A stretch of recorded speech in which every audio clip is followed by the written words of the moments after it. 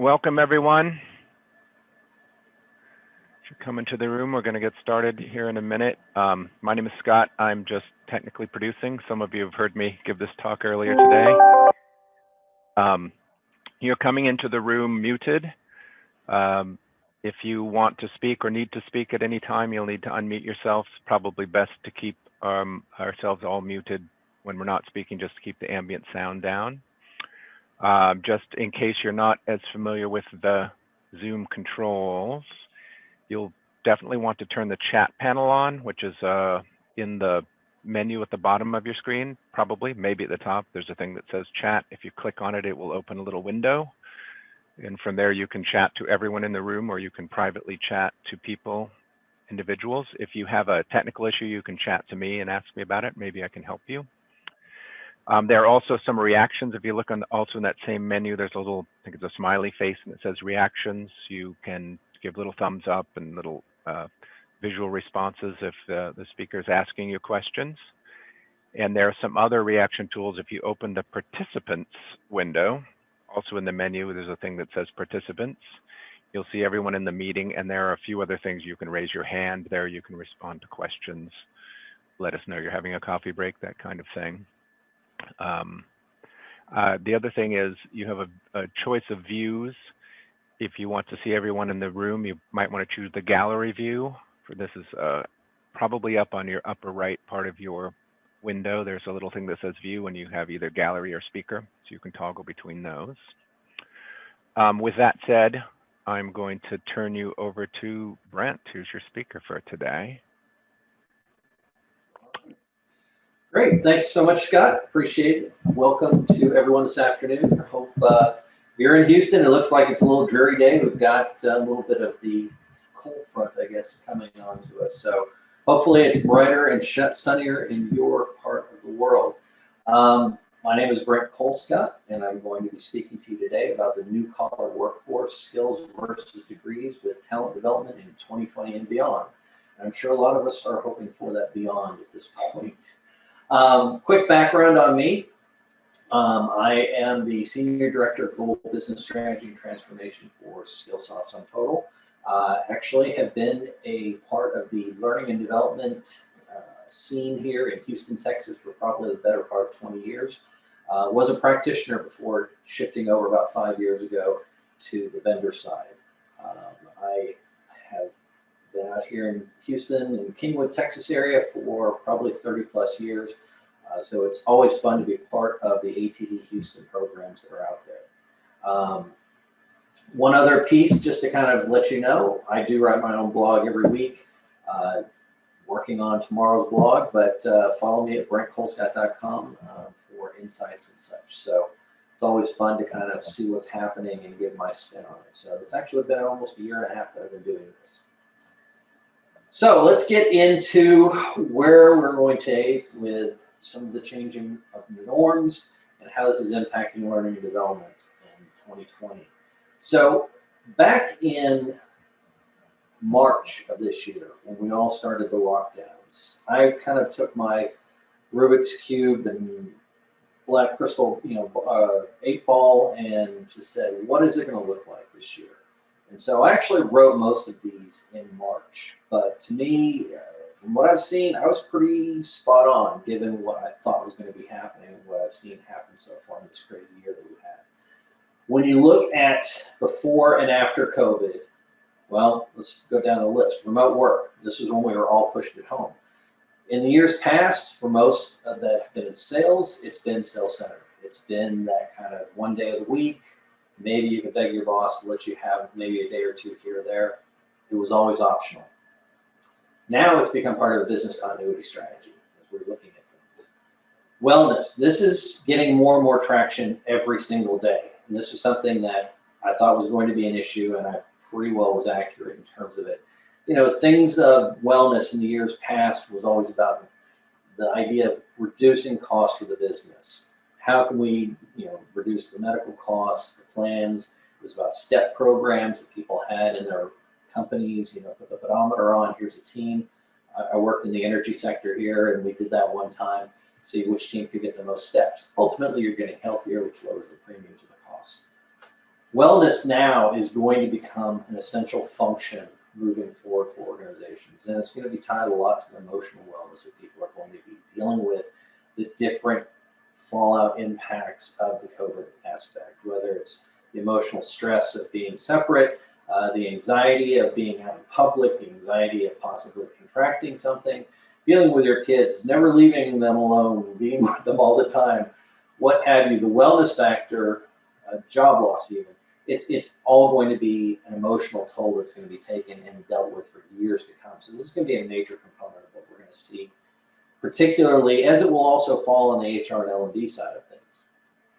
Instructor-led training. I was just talking with Scott before we started this, and Debbie as well, is that VILT has been around for a long, long time. And just as Scott and Debbie were talking about the multiple screens that they had all over their desk to produce this great event, I said that's part of the reason why ILT has probably stuck around as long as it did, was because of the overhead and the production that has to be done for a virtual event just like this. I mean, I've got dual screens, we've got cameras, we're all hopefully on high-speed Wi-Fi. There's a lot that requires that VILT to work and to work properly, and to ensure that basically the technology melts away and that you're focused on what's happening. So we've seen it, been around for 20 years. It's now the foundation for, or ILT is now the foundation for what we're going to be probably doing a lot more VILT moving forward. Now, I heard Brandon's, Carson's speech this morning, and a lot of things that he said resonated with me. One, because there's a lot of similarities that I'm going to talk about, maybe in some of the things that he mentioned. Two, I've met him in person. He's just a phenomenal guy to talk to. But he did bring up this one, and I thought it was interesting when he talked about the CLO and the CEO connection. You know, when we look at HR in years past has been an adjacent strategic partner. And as I looked at what was happening this year, it really, to me, it said that HR is now a critical partner for the business. And when you consider the workforce planning, all of the aspects of working remote, the benefit needs, the emotional needs, all of those components, how to adjust, HR is at the center. And Brandon was absolutely right that learning and development is going to be core to this as well.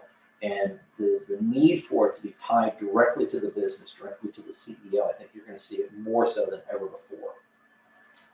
Now, this is kind of getting to the little bit of what we're going to be talking about today with skills versus degrees. But the college program, and I've been pretty critical. If you've ever seen or read or heard anything from me for the last 4 or 5 years, I've been fairly critical about the college model. And a lot of what we're seeing happening now is happening in terms of it's going to impact the way that the model works, much like tech bubbles and such. We've seen a 4-year campus-based ILT degree program be spun and turned on its head as campuses are trying to compete with the idea of how to continue to promote classes this year. I have a nephew up at OU, and he only goes to 2 classes. The rest of it, he's going virtually out of his dorm. He's even teaching himself on 2. And we saw the challenges that happened with colleges in the spring, and dealing with this and what they've done now this fall, and it's just not been good. But we're also looking at the model, the debt load, the timeline it takes, the degrees, and the need. As Brandon mentioned, there's jobs out there that still don't have people to fill them. There's skills that are out there that need people to join them. And so the whole concept of where we see the 4-year degree program, that's not to say that colleges haven't been innovating, and there are some great examples that are out there, but by and large, the overall model is in the process of changing. It's going to be changing radically, and so you see that as well in this. And then lastly, I would say time. Time, as we've probably all seen and heard, has accelerated this year. In some aspects, it's dragged on because we would love to probably all be out of 2020 at this point. But time itself means that it's sped up. It's a precious commodity. We're making sure we're trying to take care of every little thing that we have in such shortened time periods. When you consider time even from the idea of roadmaps and plans, I've heard many organizations talk about from the actual idea of digital acceleration, moving roadmaps or plans that were for 2 years out up in 2 months or 2 weeks even in some aspects. So time, again, this is a precious commodity. So, I like to start off with this because this was something that I did in March. and still in October, I mean, there's few things that are still relevant most of the time these days that can go that long. So anyway, this was just my take on it. But this kind of falls into something that I saw pre-COVID as well, along the line of a lot of those things we just talked about, that our existing talent pipelines are failing. Now, last year, I spent a lot of time traveling around the globe. I met with CHROs and CLOs in Asia, APAC, or excuse me, India, Europe, and all throughout the US. And talking to them, the challenge was that there just weren't enough people to fill the roles that had the right skills. And we had lots of conversations about these models, the college model, about where our talent pipelines are coming from. And to me, it just seemed like our existing talent pipelines were failing. And we need to find a way to make them work. How can we lay new pipelines? So as I looked into this college thing, and again, this is just a little bit of a thing that I've been talking about for years, I started doing a little more research. And this kind of, Dr. Richard Vedder kind of came across, he's got an interesting book out about a lot of the overall problems and things that we're going to see probably exacerbated by COVID. But I love this quote that he had. It said, so the kids are not learning as much. They're paying more to learn less. So they're getting less for more. For all the money going into educating them, there's not much of a vocational result. And I like to use the example of one CHRO I was talking with that said that their new onboards that they're bringing in, these new graduates, they're having to take time in their HR department to help these new employees fresh out of college establish bank accounts. They said there's challenges with them in terms of running a meeting, having collaboration, facilitating team meetings. A lot of the basic things that they used to have as graduates coming into the workforce are missing. And so I thought this kind of spoke to that case. And this is what I'm hearing from executives, CHROs and CLOs around the globe. It's not just in one region, it's all over. So as I dug a little bit more into this, and then if you consider the COVID, think of the pre-COVID, post-COVID, the idea that this came up from Scott Galloway, New York Stern School of Business, said second-tier universities are to education what department stores are to retail. They're about to begin a death march. Now, if you think about what's happening with the colleges right now in the fall here, as I mentioned, I have a nephew at OU. He's questioning, and he's been hearing on campus whether or not they're going to come back after Thanksgiving. And some are even saying that the spring semester may be completely online again. And so that idea of the college experience is withering right now. The idea when we think about other models that have changed, when we think about retail, as this example talks about department stores, we've seen that change. I just had Amazon drop off something at my house here. So these models are changing and are being exacerbated by COVID. And it's impacting, it will impact how organizations generate talent into their workforce. And this kind of brings to the point where we're starting to see this change. You know, just in the last couple of years, we've seen big tech firms say that degrees, four-year degrees, are no longer needed in some aspects and many of the jobs. I'm not saying that there isn't a place. There is absolutely a place for degree programs when it comes to certain disciplines. I'm just saying when we look at the liberal arts just in general from a business perspective for companies, the skills are becoming more and more important. So when we look at some of these things, and this is this Grow with Google program we'll be talking about in a little bit, is that they say basically a majority of HR professionals either have a formal effort to de-emphasize degrees and prioritize skills underway, or are actively exploring and considering this direction. So this isn't going to get any better for the four-year model, for that degree model. It's going to have to change to be relevant, to continue to be relevant. So as we look at where the new pipelines are emerging, there's lots that's happening, and it's matching that speed, that time, that precious commodity is what we're seeing. And you know, we all know Josh Burson out in the marketplace, and one of the things he said in years past was, and more recently, was we have to shift to a world of creating candidates and not attracting candidates. And this is where the ideas of reskilling and upskilling we're going to be talking about. But it's really about that development onus now coming onto the organization, much like Brandon was talking about this morning when he said that, you know, it's going to be upon the businesses and organizations to develop the skills themselves for those roles that they need. and that's going to play into the career pathing of a lot of the employees that they have. So I like to use some examples. This was one that was from Black & Decker, actually, has partnered with a local high school in a city in which they have a production plant. And this was a story that was on the news just probably a little late towards the end of last year, in which the students would actually go on site, go to a classroom for Black & Decker. They would spend time in there, and then they would come out onto the line and stand side by side with the actual employees, assembling and developing, putting together these products. So this was one way for Black & Decker to ensure their pipeline of talent that they needed to have to assemble their products that they have. So I like real life examples. We're seeing also a lot of stories about high school students, instead of signing with sports teams, they're actually finding ways in which they'll sign on with organizations to have a job right afterwards. So we're seeing a lot of mentor programs and apprenticeships programs happening. Now, business is changing, and HR cannot support business as needed without changing too. I think we're starting to see that. The burden of developing talent is quickly shifting to the employer. And again, we've heard that. So comes to upskilling and reskilling. These are two terms that we're hearing more and more about. The idea of upskilling is basically working with someone to add to their existing skill set, to move them forward. Reskilling is when someone has completely needs to change out what they've been doing in their past to reskill for a new job that's out there. So I love some comedy, and I think this cartoon that I saw was probably one of the best examples of what we've been seeing in the marketplace today.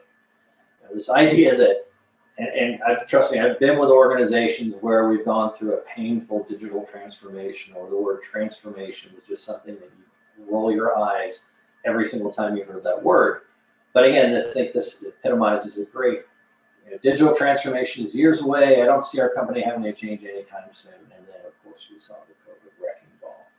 Yes, feel free to do a screen grab. It's Tom Fishburne gets all the credit, but I'm happy to be able to help facilitate the sharing of this, because I just think it is so epitomizes what we're seeing happening this year. When you think about the acceleration of everything that has been done in 2020, the fact that we started the year with plans that have probably all been tossed aside, and we're now working on strategies, but we're working in ways that we never imagined. And a lot of the burdens that we thought were there, whether it's the executives not liking the idea of remote work and now fully embraced it, or the idea of digital where it wasn't before. A great example I have is in Asia. I was talking to a business, and consider this: the executives for this oil and gas company were all kind of quarantined in their homes. I think it was in the Philippines, and they were still tied to signatures on paper. And at kind of the apex of this whole thing in July, August, the story came across is that they were concerned about not only having to sign papers that may have whatever COVID on it, germs on it, they were also concerned about the couriers that were coming to their homes with this. So that facilitated their digital signature process within their organization that they had scoffed at for so many years. So again, this kind of example really plays out well when you factor in what we've now had to see happen. The restraints or the reasons or the excuses, what have you, have all been removed.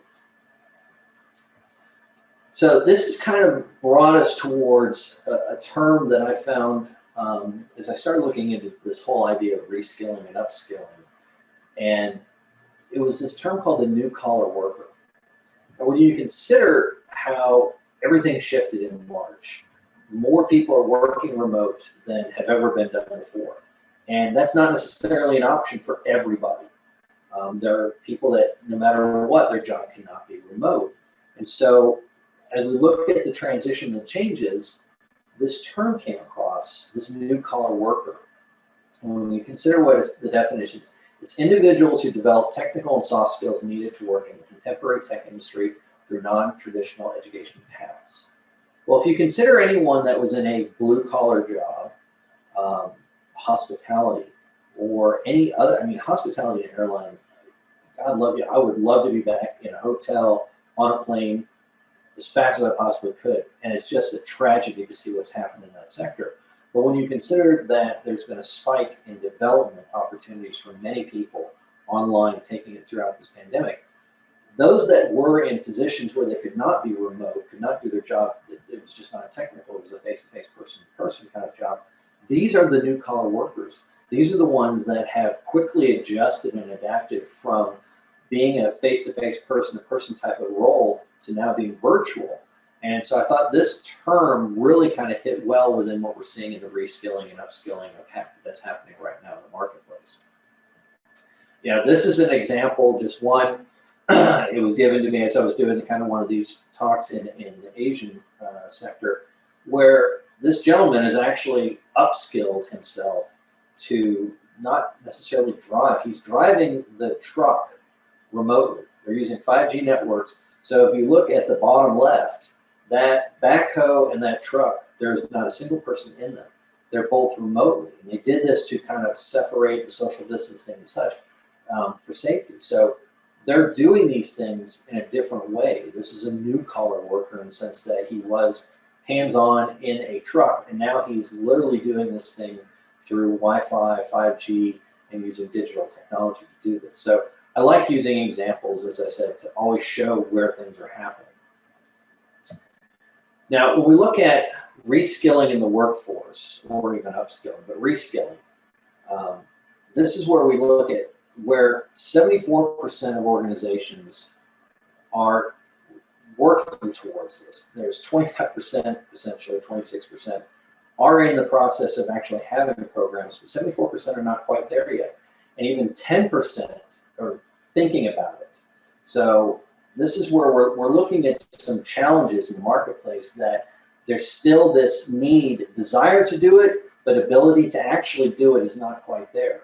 So when you look at the Deloitte program, the Deloitte study every year, there's always some great information within it. Now, when we look in general at the impact and what we're doing, we're seeing the impact of COVID, much like that wrecking ball coming in. You can see it now play out in that trajectory where learning is the accelerator of things. We've seen always technology's led us. We've got Moore's Law. Technology has really been thrown out the window. Computing capacity doubles every 2 years, I think it was, but it's considerably gone faster than that. But when you look at our ability to adapt, and then you look at how COVID came into play, we've actually adapted much faster. It goes back to that idea of time as a precious commodity. We've got to do things faster and better. And so we're seeing this play out in many different ways in our digital processes, our ability to do work differently.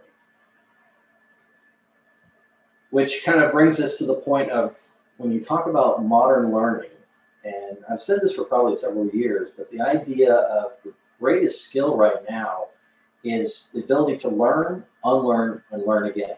You know, I kind of harken back to the days of college finals. You know, I hated those every spring and semester because basically it was binging and purging information. I know that's not the way it's supposed to be, but you consider that you go in and for me it was like I have to binge and purge information on my German final before I could go take my zoology final the next day. And so it's just constant learn, unlearn, learn again.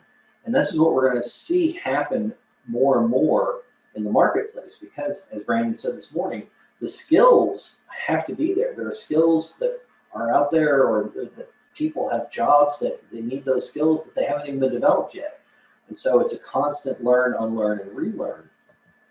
Gartner actually came out with a study recently that said 33% of the skills workers needed 3 years ago are no longer relevant. And I can see, again, this cycle happening faster and faster and moving forward. So we've got to make sure that we continuously stay in the process of learning. And that's where it's important that our systems and our platforms are continuing to feed us the idea of what skills that are out there, showing us as career paths, giving those development opportunities for us. Now, this stat I thought blew my mind. So at Skillsoft and SumTotal, combined the companies, we have content and platforms. But when we looked at the content side of the house, this was the stat from March of this year, that Skillsoft platforms saw a 351% increase year over year in actual activity and need of the content to be consumed by our customer base. So when you think about that, 351%, that's huge. And that's indicative of what we were hearing in March and April from a lot across the board from lots of different providers, that they were seeing just record usage. And that was because we saw the beginning of the remote work, still that churn and that time. One of the stats I've heard, and actually I know for a fact, is that 10% of businesses were really kind of ready and had plans set for moving and shifting to a remote workforce. 90% did not. So when you consider that factor, for those that were not ready to fully support virtual, well, if you've got a distributed group of employees and they know things are changing, they're going to go to that training and development. They're going to make sure that their skills are sharp for when the work kicked back in. So this was one of the reasons why we believe we saw that 351% increase in content consumption. Now, when we look at how this plays out over the next year, as I mentioned earlier, the idea of budgets tossed aside. Think about how we all go into budget season at the end of the last quarter of the year for the next coming year. So right now, we're most likely all in budget season. We've probably gotten those first drafts done, and we're kind of, hopefully, fingers crossed, looking at where we're going to go forward for 2021. Well, when we've seen what's happened in 2020, we start looking at where the projections are for 2021. And hopefully no one on this call is tied to real estate because the news is not good. What we're seeing is that more and more with the idea of virtual remote work actually becoming more of a permanent status, we're seeing the idea of social distancing needed in offices, spacing between people and groups is going to be greater in some instances, but it's also going to be adjusted based on those that aren't going to be going into the workforce. I even just saw yesterday that I believe Deloitte is closing down 4 offices over in Europe to shift to everybody to their virtual workspaces. So what we're seeing is the offset of that 35% in corporate real estate for their budgets for 2021 is actually being backfilled with the idea of training, leadership development, and virtual tech.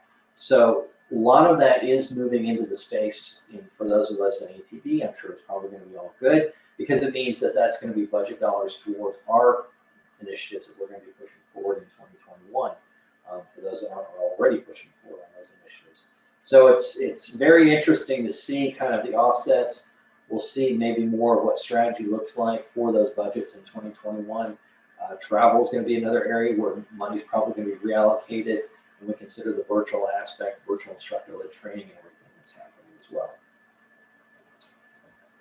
Which kind of leads me to the point of where we're going when it comes to this skills versus degrees and the idea of where that's going to start happening.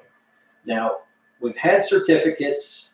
People can get certificates from taking maybe this Zoom session, going to a conference, but that's not a certification. And this is where degrees are probably going to get replaced by and large in many areas by certifications. And this is the idea. It's much more agile. It's much more the ability of that learn, unlearn, relearn again kind of cycle when we see the certifications, because they're more about the skills that need to be developed as we move towards this just crazy accelerated time in our lives. So 2 instances that have happened in the last few months, I'm not sure if you're aware of them, but both were kind of major headlines. In fact, with Google, you can see commercials that I've even seen online or on TV.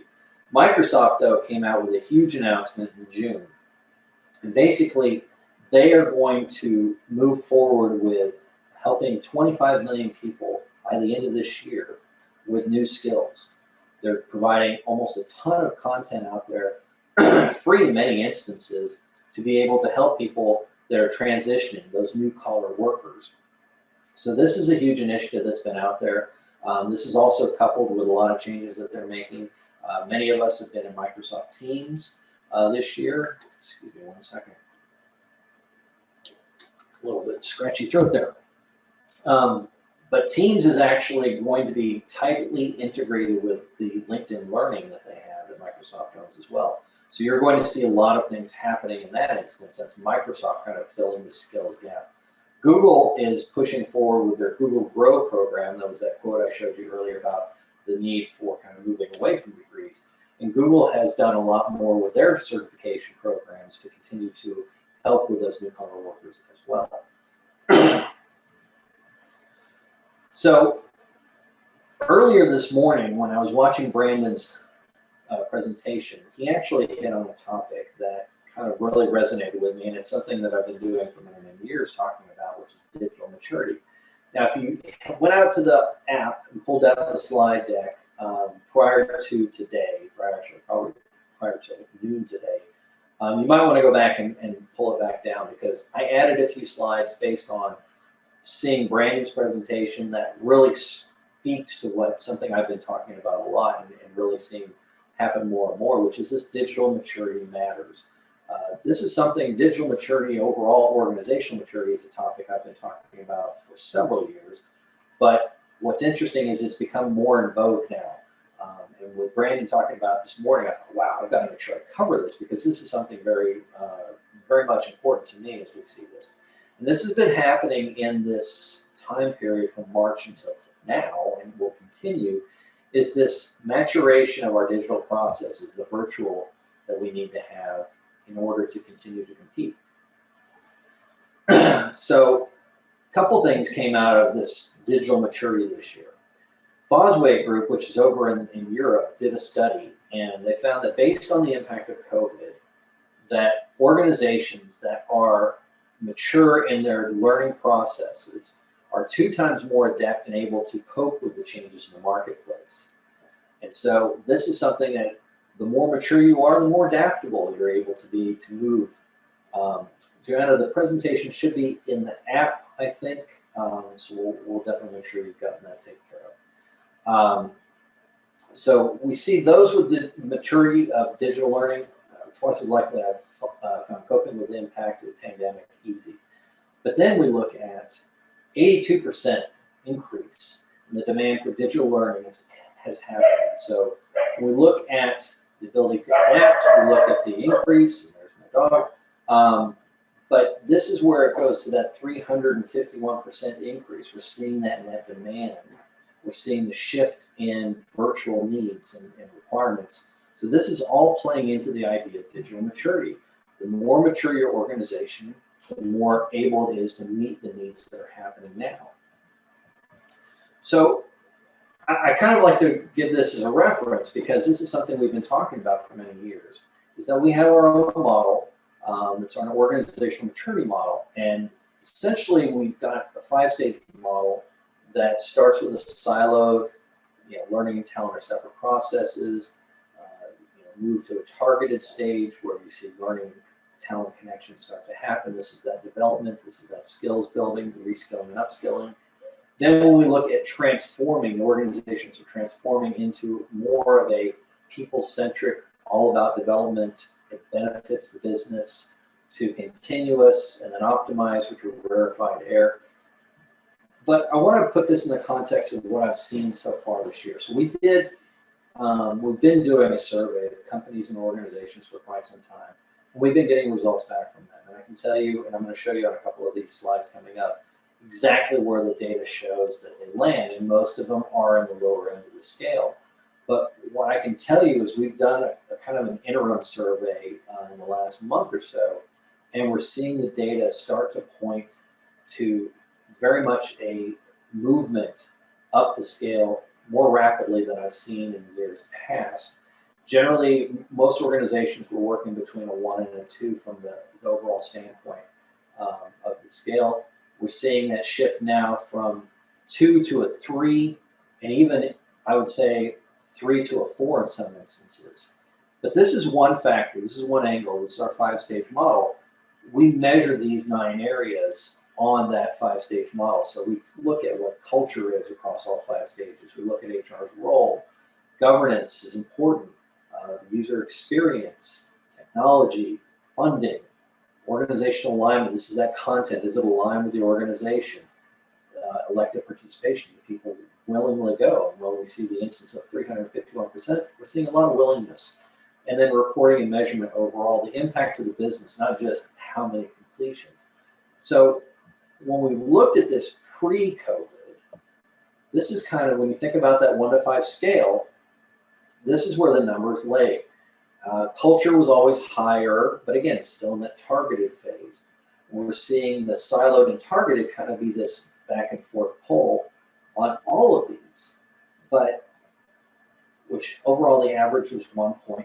But what I'm going to tell you is that as I've been looking at the data that we've gotten just in the last month and a half, I'm seeing a very significant surge, and we'll probably put some papers together in the next couple of months really kind of detailing this information. You're kind of getting us ahead of the curve here, but I'm seeing a lot of shift from that 2 to 3 and even up from that 3 to 4 happen. So when you consider how long we were in that 1 to 2 phase, that siloed to targeted, transformation is happening in these businesses and organizations very rapidly and in our learning and development space, and it's showing very much so from what I've seen from the data. Now, let me just continue on in terms of, in general, when we look at the data overall from what we've had pre-COVID, the correlations when we look at overall results show that governance is by far one of the strongest factors that we have out there. I would say if you have governance in your program, you're going to probably have a higher maturity up the scale. And that's important because that means that you've organized your administrators, organized your process in pushing content out. You've done a lot of that organization that needs to happen to be successful. You know what content needs to be done where, what needs to be retired, what should be applied to different groups. You've got stakeholders involved, so they're all supporting that need too. So governance is probably the most important, I would dare I say, factor of all. But then we look at end user experience and elective participation. Well, they go hand in hand. If you don't have a good user experience, you're not going to have a high demand, which is where that elective participation comes in. So we want to make sure that you continuously look at ways to enhance the end user experience for your platforms and the access that they have. Think consumer brand. Think the access that you would have, whether it's Amazon, Facebook, LinkedIn. Are you perpetuating that kind of experience? Then when we look at learning and talent ownership, that has a strong positive relationship as well, because if you have people that own the content, if they're aligned with what you're trying to do, that will play forward with that user experience and the culture. And then interestingly enough, technology infrastructure has been one of the least influential indicators that we've seen in terms of maturity. Could be most of the places are looking at because they're cloud-based. The infrastructure really has been outsourced in many instances, so it's not necessarily a bigger part of the problem as it was in years past. So with the cloud adoption, lots of access to mobile, we're seeing that having a great impact to the rise in maturity. So I think I'm probably coming up pretty close to my time, which works out really well. But we'll summarize here, and then we can take a couple of questions. But we're looking at talent pipelines that will be extending well beyond the college higher education sources. We're going to see that as change, whether it's the Google, Microsoft programs, apprenticeship programs that we saw even with the Black & Decker. There's going to be a lot of documenting of skill sets within the organization for agile response, and that's that teams aspect that Brandon was talking about in a lot of skills development. We're going to see online professional development and learning programs of high demand. That's going to continue, I would say, more and more. Digital acceleration. It's happening much like the model that I just showed you in terms of where we're seeing the data and people moving up the model. It's going to continue at a rate, who knows when it'll stop. I know that we're talking about a lot of pandemic fatigue right now. Maybe we'll take a break over the holidays and come back even more energized in 2021. But overall, at the very end of it, I would say digital maturity does matter. And I think given what I've heard from Brandon this morning, given what I've told you and where I'm seeing things in the market, you're going to probably hear a lot about digital maturity and the maturation of processes in 2021 as people realize they've got to become more virtual, got to be more connected with their technology as the remote workforce still stays out there. So I would just basically wrap by saying that you're not alone in terms of supporting this. SumTotal, we do have a great platform coupled with Skillsoft content. The whole idea is this end-to-end experience for employees to have. You want to have as seamless as possible, unified in the data as well as the platform so that they can go through all these aspects. And this is probably more important than ever before to have that virtual experience, because we've got employees that are now, I mean, I'm working out of my house, you're probably all in your homes as well. We don't have that central office, that corporate structure that we're going back to day in and day out. So we have to do everything virtual. We have to have access to it. And you think about the paperless office, well, we're pretty much living it now. And that's where all of these aspects, whether it's the recruiting and onboarding being done virtually now for many organizations, your learning management, of course, your performance succession, all being done, has to have that information centralized. Our people want to know where they go, whether it's career skilling, upskilling, their career paths. Can they see it? Where is it going to be? And then ultimately your workforce management, your time and attendance, your payroll, all those aspects. SumTotal can cover that for you. So I think I've got a few minutes to take any questions. Hopefully, if not, I'm happy to give you a couple minutes back to quickly take a break before the next session. But I really do thank everyone for attending today, and hope you have a great rest of the week. So let me know if there's anything else I can do for you.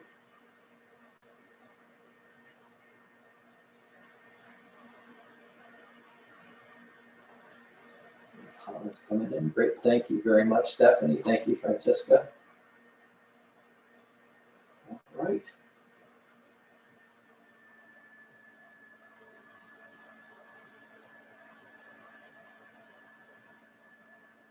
Very good. Well, it looks like we've got another session coming in, so I'm going to go ahead and shut it down, and appreciate it. Thanks, everyone. Take care. Thanks, Brent. Sure, Scott. Harriet just jumped back in. Hi, Harriet. Hi. Yeah, I had a malfunction. Did everything go okay? Seemed to. Awesome. Great session, Brent. Thank you. Oh, my pleasure. Thank you so much. All right, Scott, I will duck out now. Okay, cool. Thanks a lot. Great. Have a good day. Thanks. You too. Bye-bye. See ya. I'm going to stop this recording.